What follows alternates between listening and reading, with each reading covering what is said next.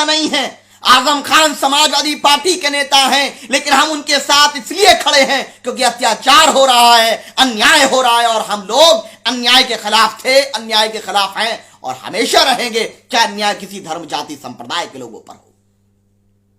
कौन सा निजाम आप बनाकर रखे? अखिलेश यादव जी कहीं दिखे? अखिलेश यादव घंटाघर धरने से गायब थे। अखिलेश यादव सीए प्रोटेस्ट में जो चल रहे थे, शाहीन बाग जितने भी, उससे गायब थे। अखिलेश यादव जब बाबरी मस्जिद का फैसला आया तो ये कह रहे थे कि हम एक और मंदिर बनाएंगे और शुभकामनाएं दे रहे थे।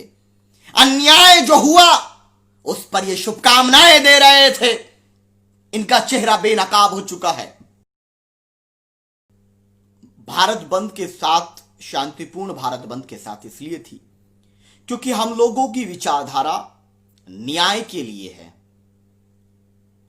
और किसान अपने अधिकार के लिए, अपने हक को हासिल करने के लिए लड़ रहा है। किसानों की मांगे क्या हैं? किसानों की मांग बहुत ही स्पष्ट है। पहली चीज है minimum support price. Minimum support price का मतलब यह है कि जिस भी व्यक्ति ने कोई भी फसल उगाई है, उस व्यक्ति को उसकी फसल का दाम जो सरकार तय करती है, कम से कम वो दाम में उसको बिक्री हो, जिसकी गारंटी वो चाहता है। दूसरी चीज ये कि कॉरपोरेट जगत को जो गुलाम बनाने का प्रयास किया है कि कॉरपोरेट जगत के गुलाम होंगे किसान, उसके खिलाफ है। ये मुद्दे वो मुद्दे हैं कि जो कोई बहुत बड़ी चीज नहीं है, लेकिन सरकार अडानी और अंबानी को फायदा पहुंचाने के लिए, बड़े बड़े धन्ना सेठों को फायदा पहुंचाने के लिए इस तरह का कानून लेकर के आई। और मुझे लगता है कि सरकार को यह उम्मीद नहीं थी कि इस प्रकार से कोई भी कानून जो लाया जाएगा उसके खिलाफ सरकार के खिलाफ इतना बड़ा आंदोलन खड़ा हो जाएगा। यह आंदोलन इस बात का सबूत है कि आने वाले समय में बदलाव होगा। आप कितने दिन से और कितने दिन तक झूठ की बुनियाद पर सरकार चलाएंगे? एक ना एक दिन तो आपका सच सामने आकर के रहेगा। आप ये देख लीजिए कि दिल्ली के अंदर किसानों को यह सरकार नहीं घुसने देती है क्योंकि सरकार को यह लगता है कि दिल्ली उनकी प्राइवेट प्रॉपर्टी है। दिल्ली उनकी प्राइवेट प्रॉपर्टी है, बैरिकेडिंग लगा दिया जाता है। लेकिन पुलवामा में तो इतनी तैयारी नहीं थी जितनी यहां की है। तो हम लोग पहले दिन से इस काले कानून के खिलाफ हैं और हम इसलिए काले कानून के खिलाफ हैं क्योंकि हमारी आइडियोलॉजी अहकाम इलाही निजाम मुस्तफा है और इस विचारधारा के अंदर अन्याय की कोई जगह नहीं है। निजाम मुस्तफा का राज कायम करके, अहकाम इलाही निजाम मुस्तफा का राज कायम करना भारत के अंदर हमारा लक्ष्य है, जहां पर तमाम धर्म जाति संप्रदाय के लोगों को न्याय मिले, कोई भी न्याय से वंचित ना हो। यह हमारा लक्ष्य है और हम सबको मिलकर के उसके लिए कोशिश करना पड़ेगा। हां, हमारे छोटे छोटे मसले हो सकते हैं, हमारे कुछ मुद्दे हो सकते हैं, लेकिन साथियों हम सबको एकजुट होकर उत्तर प्रदेश के लोगों या तमाम देश भर के लोगों, हमें बैठना पड़ेगा, इस बात को लेकर के चर्चा करना पड़ेगा कि सरकारें किस बुनियाद पर न्याय कर रही हैं। अगर मुसलमान आंदोलन किया सीए में, एनआरसी में या कोई दूसरे मसलों में, तो इन्होंने कहा कि ये तो देश के गद्दार हैं, पाकिस्तानी हैं। और जब किसान आया, जब किसान ने अपनी बात की तो कहे कि किसान खालिस्तानी है। जो जेएनयू के छात्र बात करते हैं तो कहते हैं कि अर्बन नक्सल है। जो सरकार से सवाल करे उसको देशद्रोही करार दे दिया जा रहा है। कभी युवा सड़कों पर है, कभी मुसलमान सड़कों पर है, कभी जाट सड़कों पर है, कभी गुज्जर सड़कों पर है, तो कभी किसान सड़कों पर है, क्योंकि कभी महिलाएं सड़कों पर हैं, क्योंकि अत्याचार हो रहा है। बड़ा मजा और बड़ा अच्छा होगा कि सब लोग मिलकर एक साथ सड़कों पे हों और अपने अधिकारों को सरकार से वापस लें। हमारा देश लोकतांत्रिक देश है, यहां पर सबको आजादी है अपनी बात रखने की, अपनी बात कहने की, सरकार से डिसएग्री होने की। लेकिन आपको एक गौर करने वाली बात बताऊंगा मैं। आपने देखा जगह जगह से फोटो आ रहे हैं कि समाजवादी के लोगों ने यह किया, अखिलेश यादव जी भी सड़क पे आ गए, राहुल गांधी जी ने भी बात की, लेकिन याद रखिए, और अरविंद केजरीवाल तो धरना प्रदर्शन में पहुंच गए। वही केजरीवाल, मुझे बोलना पड़ेगा आज और आपको यह बात पहुंचानी पड़ेगी अरविंद केजरीवाल को, हीरो मानने वाले लोगों को, कि अरविंद केजरीवाल को आप कहते थे ये धर्मनिरपेक्ष व्यक्ति है। जब शाहीन बाग का धरना एक छोटी सी सड़क पर चल रहा था तो यह व्यक्ति कह रहा था कि दिल्ली के लोगों को परेशानी हो रही है और इस धरने को खत्म करना चाहिए, रोड खोलना चाहिए। कह रहा था कि नहीं कह रहा था, ट्वीट मौजूद है सबूत के तौर पर।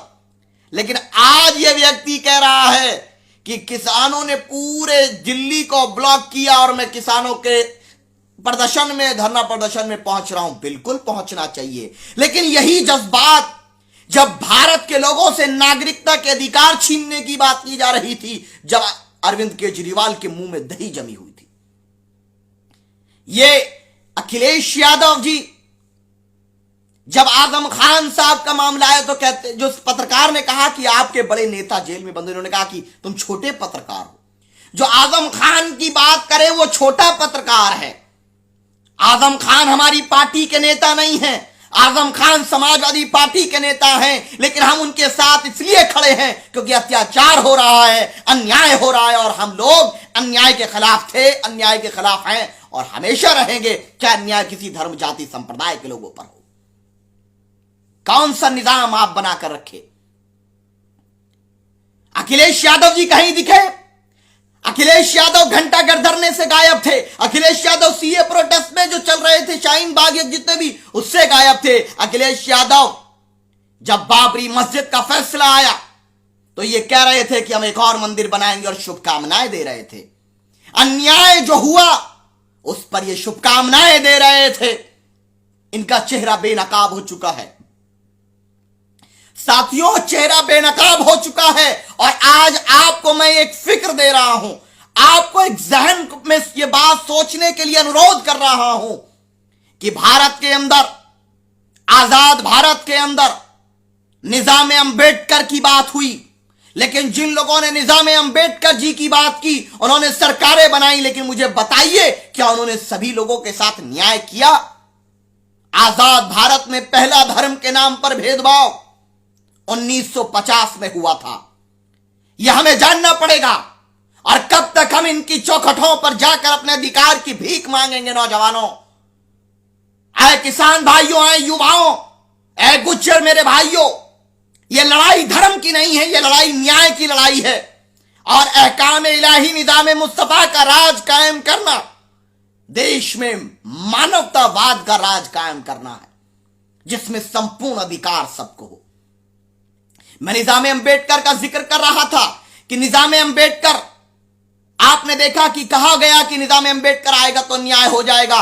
4 बार मुख्यमंत्री बनता है उत्तर प्रदेश का, लेकिन जिन्होंने निजाम अंबेडकर की बात की, क्या बताइए, अगर मैं गलत हूं तो मुझे बताइए, क्या सब के सब लोग भारतीय जनता पार्टी की गोद में नहीं चले गए? निजाम अंबेडकर की बात करने वाले मान्यवर काशीराम जी, निजाम अंबेडकर की बात करने वाले रामविलास पासवान क्या भाजपा में नहीं गए? निजाम अंबेडकर की बात करने वाले क्या रामदास अठावले जी भाजपा में नहीं गए? बताइए अगर मैं गलत हूं। जो लोग कहते हैं कि हम लोग गलत हैं, अरे कब हम भाजपा के पास गए थे बताइए? निजाम अंबेडकर जी की बात करने वाले उदित राज जी क्या भाजपा के गोद में नहीं खेले? निजाम अंबेडकर जी की बात करने वाली मायावती जी ने क्या भारतीय जनता पार्टी के साथ सरकार नहीं बनाई और अब उन्होंने बयान दिया कि हम भाजपा को जितवाने के लिए वोट दे देंगे? क्या निजाम अंबेडकर जी की बात करने वाले जीतन राम मांझी जी क्या भाजपा की गोद में नहीं बैठे हैं? क्या निजाम अंबेडकर जी की बात करने वाले लोगों ने सरकार रहते वक्त संपूर्ण मानवता के साथ न्याय किया था? उसके बाद लोगों ने बात की निजाम लोहिया की। निजाम लोहिया जी की यह समाजवाद होगा? क्या एक परिवार में 18 मंत्री बन जाएं, क्या यही समाजवाद है? क्या यही न्याय है निजाम लोहिया का? मैं पूछना चाहता हूं। हम तो खराब हैं, आप सब दूध के धुले हुए हो, लेकिन हम खराब लोग आपसे पूछ रहे हैं आज, और हमें पूछना पड़ेगा, सबको पूछना पड़ेगा कि जो निजाम आपने दिया क्या उससे पूरी मानवता को न्याय मिला या नहीं मिला?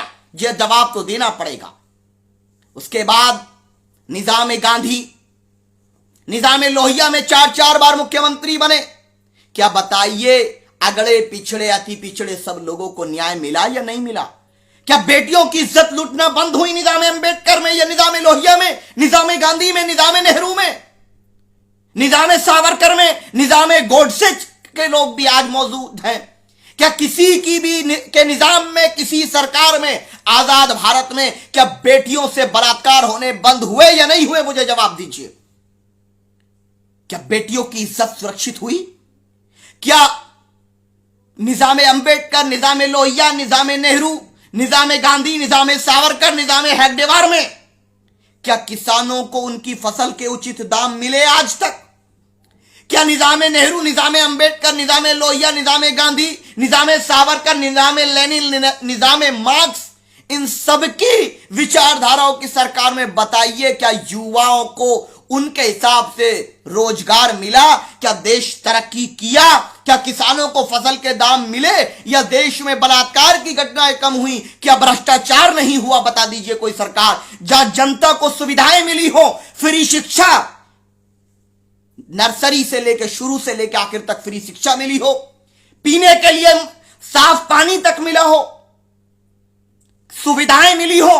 कोई सुविधा नहीं मिली। इसीलिए हमने कहा, आपने सबको देखा, जब निजाम श्री राम की बात की लोगों ने, जनता ने कहा ठीक है हम देखते हैं निजाम श्री राम की बात को, लोगों ने विश्वास किया, वोट दिया।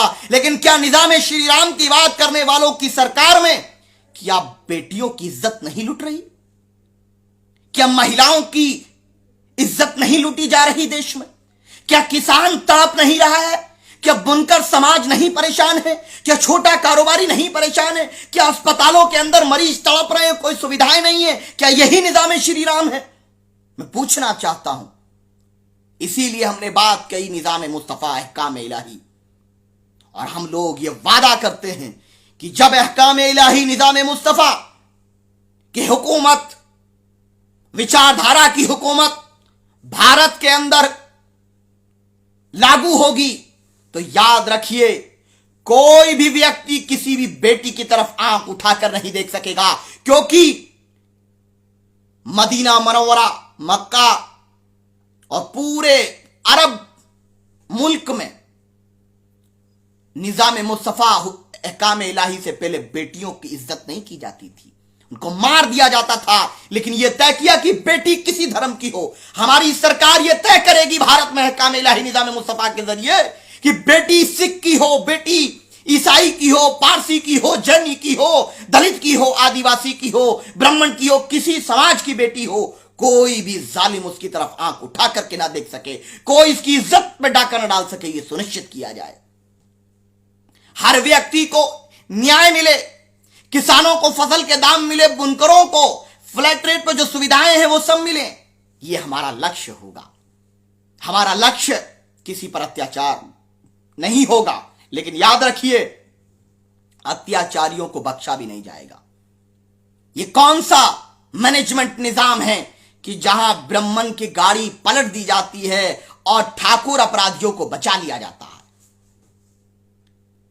जो एनकाउंटर हुआ विकास दुबे का, जो गाड़ी पलटी गई, तो विकास दुबे की तो गाड़ी पलट गई, लेकिन हाथरस में वाल्मीकि बहन से रेप करने वाले, बलात्कार के आरोपी, उनकी गाड़ी नहीं पलटती है।